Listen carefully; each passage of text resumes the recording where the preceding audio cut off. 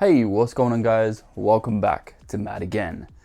Now, in this video, I was going to go through how much I was going to spend on rebuilding the EJ255. To put this in context, the entire rebuild would cost $6,255 without head studs, case bolts, and timing belt and camshafts. With those things, it's going to cost $10,642.19. So yeah, not viable for this build. But yeah, I don't really want to do that. Now, obviously I could go down the route of just changing the crank, piston rings, and the bearings, and replacing all the seals. That is a viable option. However, I'm keeping this engine on the back burner because I have something a little bit more exciting for this build. But first I gotta actually buy some suspension components because I don't have any. So let's go to the wrecker.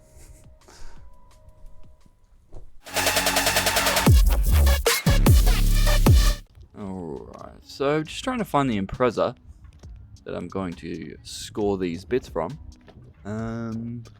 There should be two here. I didn't actually record myself removing or installing the rear suspension or front suspension because, let's face it, it's pretty boring. As of right now, all the suspension bits that I do have are for a stock Impreza. So whether that's anything close to WRX, I have no idea at this point. So we'll soon find out. So that's all the rear end components installed, as well as brakes and obviously the wheels. It's looking pretty nice.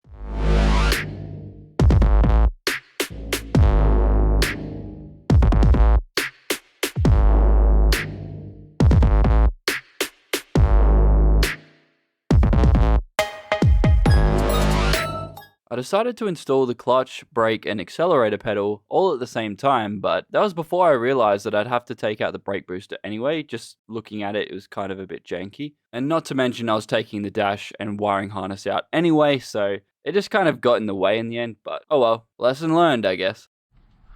So the master cylinder is now connected to the clutch pedal.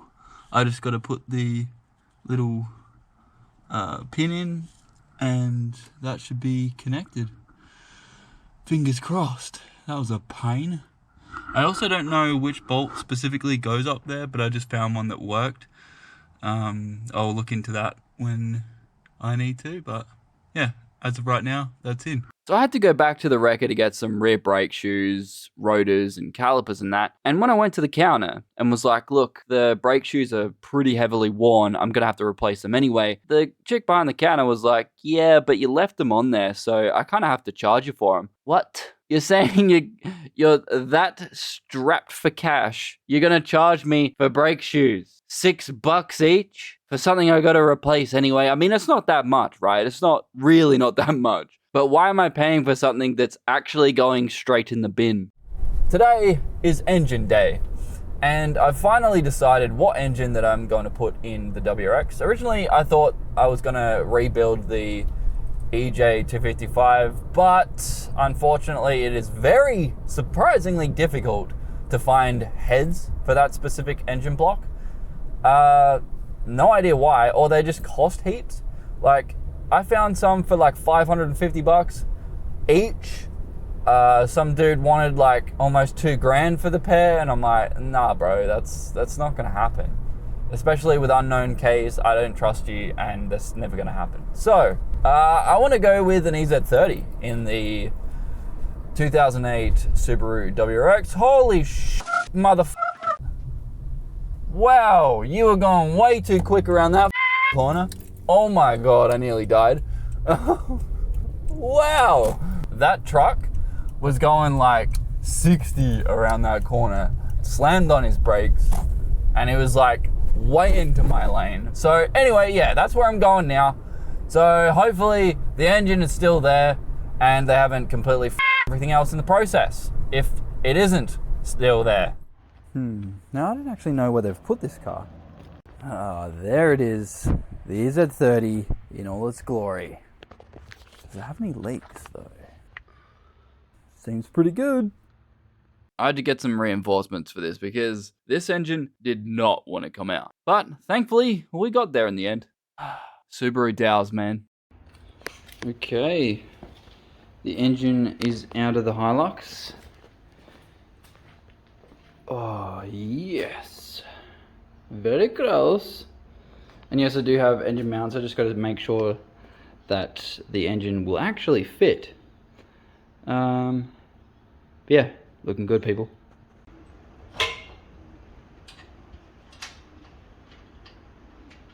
That is an EZ30 in an Impreza WRX. Mounted, dude. Oh, look at the clearance. On this side, anyway. Oh, it's actually not bad. Like, if you think about it. So that'll be more up that way. That's pretty good. I don't know about radiator clearance. That's what I'm worried about. We'll find out. Yeah, this wasn't very fun to install by myself. Alright, so I've mounted up the 5-speed gearbox, manual, whatever you want to call it. Doesn't look like it's going anywhere, so that's good. I also got a Impreza tail shaft and rear diff, but I'm not too sure if they're the same gear ratio. Oh well, I'll figure that out later. So I'm doing the fuel tank thing, I got a rat in here. How the f did a rat get in here? That was unexpected. So that's a bit of a problem. I wasn't expecting a rat to be able to get in here, to be honest with you. That's fun. Gotta sort that out, I guess. Okay, it's a little bit cleaner. Still nasty, but way better than it was. Yeah, good. Alright, let's take this out. Now, this is the moment that I've been waiting for. Obviously, I haven't touched the WRX project in several months, as you can see. It has just been basically a way for me to store all the things. But why have I left it like this? Well, I've been trying to track down an EZ30 front end loom or bulkhead loom for a very long time. So this is an EZ30 manual bulkhead loom. So that should include everything from the under the dash all the way to the front that connects to the engine harness. So my goal for today is to put the aluminium dash thingo back in, because obviously I've taken the dash out, removed the WRX loom that was already in there. I don't know if the WRX breakout loom, which has all of the internal accessories like the AC and radio and that sort of stuff, if that will just plug into this. Now, obviously it probably won't, but that's what I'm doing today. I'm going to put this in the car and see what I need to do. Now, obviously tracking down wiring diagrams and stuff like that will be an actual pain in the ass. So I'm going to see what I need to do, whether all the wire colors are the same. They're probably not, let's be honest. Yeah, and then go from there. I still do need the driver's side master switch, as well as the passenger side door card and switch. I do have a switch, but it is in crap condition, so I wanted to swap that out, but there hasn't been a Impreza that I can go to and get the parts off of myself for a very long time. I went to WREXY today. I don't know what people do, man, but people at WREXY are absolute wankers. Like, the master switch was still there, but like only this portion of it was attached and the rest of it was like snapped off and down in the footwell. Like, fuck you, man.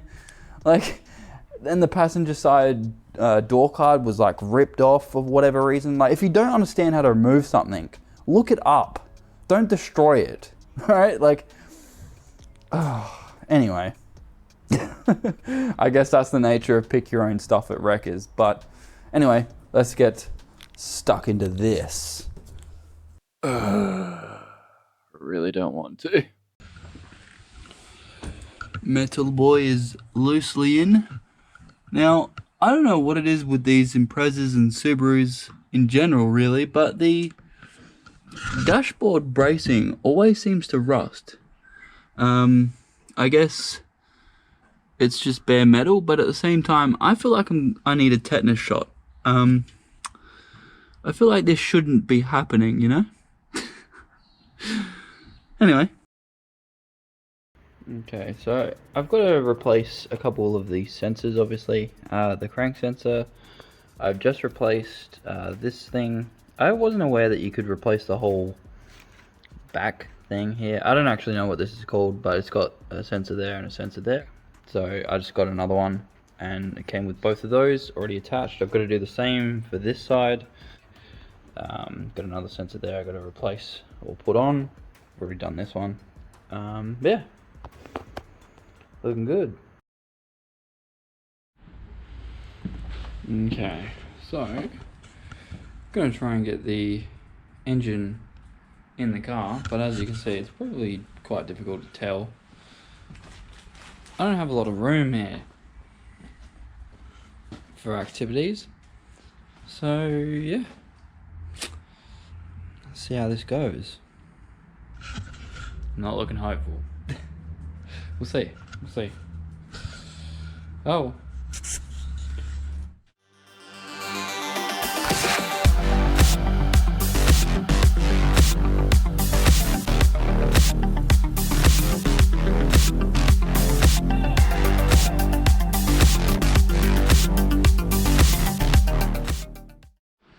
Whew. Almost there. Now I don't even know if this is gonna work, but wouldn't recommend doing this by yourself. It's not fun or safe, but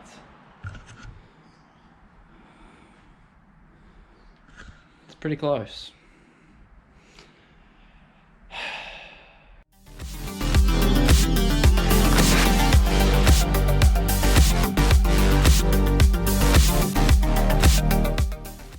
Okay, so the engine and gearbox are mounted up together. I have makeshift connected the gearbox to the bulkhead loom, so hopefully that works. There's no O2 sensors plugged in, but the car should still start. First attempt at starting. The fuel pumps are plugged in. Let's start it. Nothing comes up on the cluster.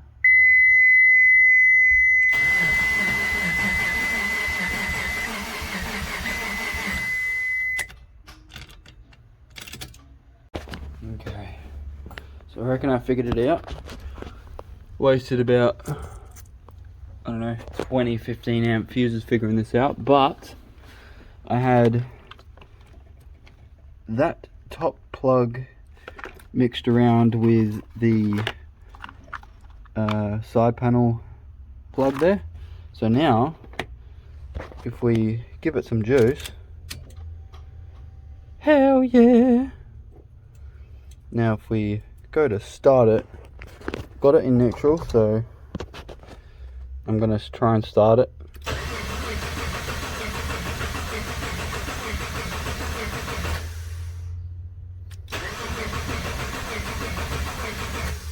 Nah. I just found out that I've done something a bit stupid. So, engine's on, transmission, gearbox, hooked up. But, you know, forgot this. Apparently the 6-cylinder needs this. So that means I've got to pull this engine back out and put this back in. So that's fun. So I'm going to start by removing the intake, removing the accessories again for the third time because I didn't have the correct AC compressor. Not happy. I had a feeling this thing would have to come out a second time, but oh well. Shit happens, man. Shit happens. Oh, I obviously have to lose the pressure in the fuel lines, because that's fun. Alrighty, time to get this engine back out.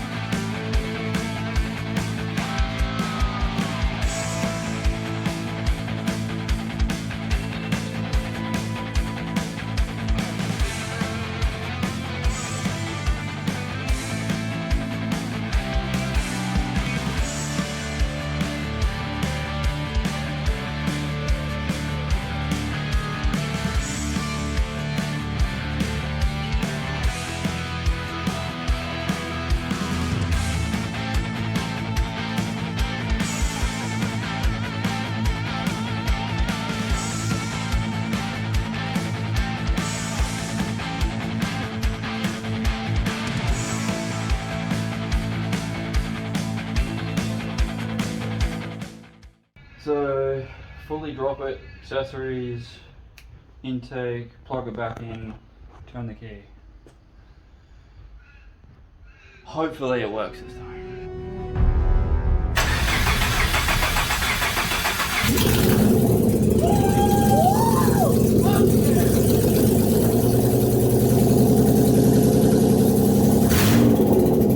I'm pleasantly surprised on how little I've spent on the WREXY project thus far. Now, I didn't think I actually spent this much, but that said, it's not really that bad. Considering how much in price these things have jumped over the last 6 to 8 months, I think I'm doing relatively okay so far, which brings the total cost spent so far on WREXY $2,756. Not too bad if you ask me.